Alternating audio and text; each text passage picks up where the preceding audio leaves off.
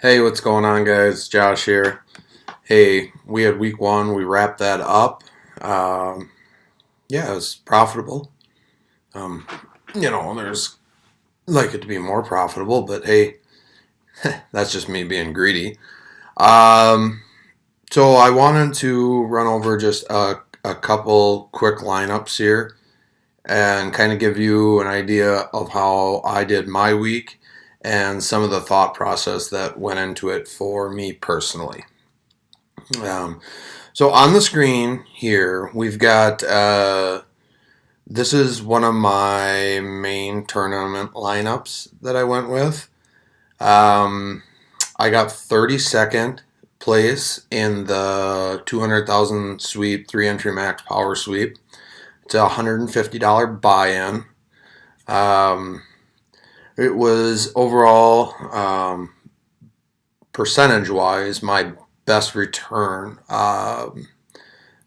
Dollar wise, I think we made $600 on this placing. As you can see, 158.38 was my score, and the guy who won it, which is for 30,000, was 172.68. So I had a chance there late, albeit it was a long shot. Uh, that's the way DFS goes. Carolina ran the ball out. San Francisco didn't get the ball back, had no chance on getting any more Pierre Garcon points. But still, overall, very happy. Also played this in the Wildcat, and I was very happy about the results for week one. So let me go through this so you can kind of get an idea of how I put my lineups together and some of the thought process that goes into it. Derek Carr, I thought he's in a great spot. I mentioned him in the email. Uh, Tennessee's secondary, I just didn't think they were that improved. The thing that did scare me, about this game was that last year's totals were low. And I didn't think it was going to be a super high scoring game. I thought Vegas had the total wrong. They did. Most games came in under this week. But I still thought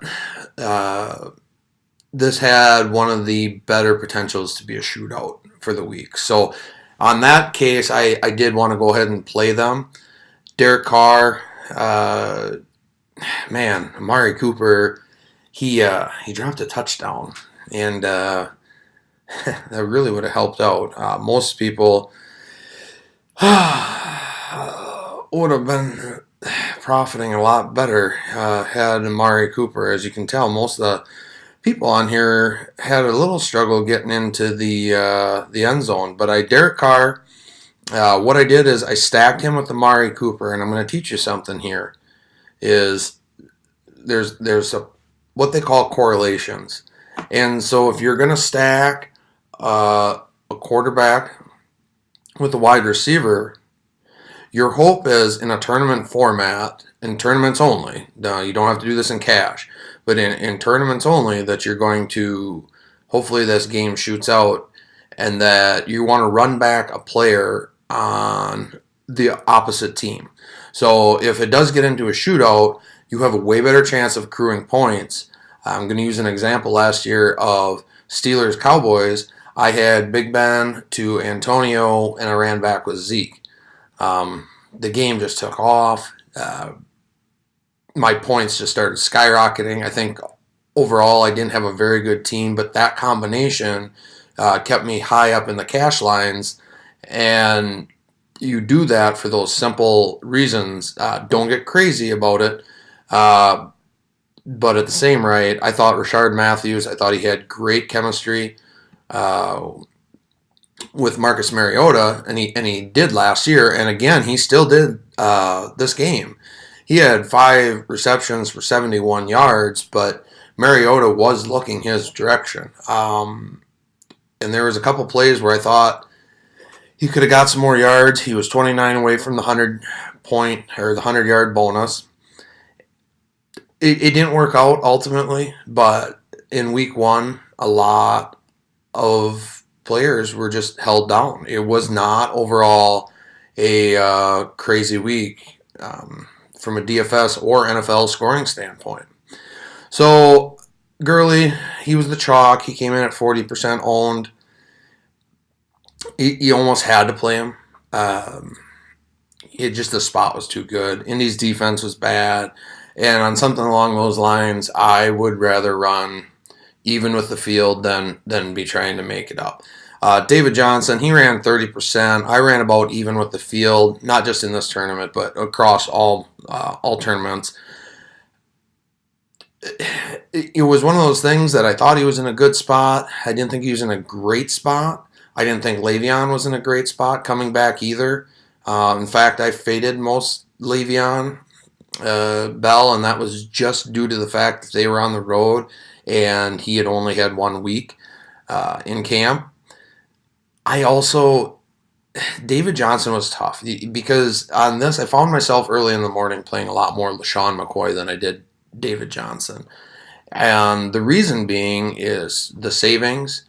And Carson Palmer to me is just, you got my email and it says, I do not play Carson Palmer. And when I was building these lineups, I found that I didn't play any Carson Palmer. I just didn't trust him. And I had him in some cash lineups, and I took him out. And Johnson was getting hurt. He was basically their only weapon. That Arizona offense looked terrible. So be it.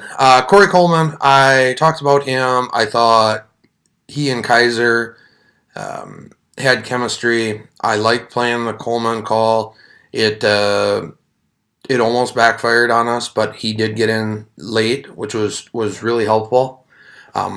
Again, we already talked about Amari Cooper. Now Zach Ertz, he was just a misprice. And so I went with 3 tight ends on the week. And one was Austin Hooper, which I wasn't going to recommend to anybody to play. It was just a play that I saw, and I was going to ride or die with that. And then the big one here was Pierre Garçon, and I got talked into this play from another DFS site. Again, that's something that I necessarily wouldn't recommend to everybody, just for the simple fact that that's a thing. That's a boomer bust play, and I'm okay losing the money. I don't want to see recommend somebody out there that and you guys lose all the money, and you're like, why would you do that play? It's just that's one of those. And obviously the Rams defense, you're going against Scott Tolzien. That offense is bad. That offense is bad with Andrew Luck. And I mean that from purely they can't block. There's a lot of sacks. Sacks lead to turnovers. Turnovers lead to points. And it just so happened to work out for us. So that was nice. 32nd there.